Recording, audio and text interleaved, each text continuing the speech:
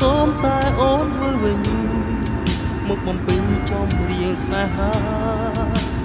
ដែលយើងតែងរួមគ្នាណាស្រស់ថ្លាថ្លៃ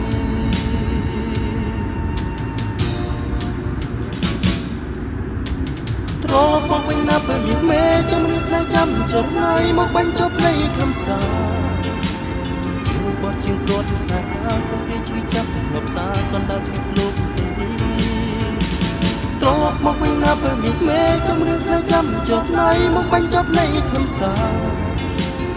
មួយបទជាងព្រាត់ស្នេហាគំរាមឈឺចាប់លបសារកណ្ដាលទ្វីបលោកនេះ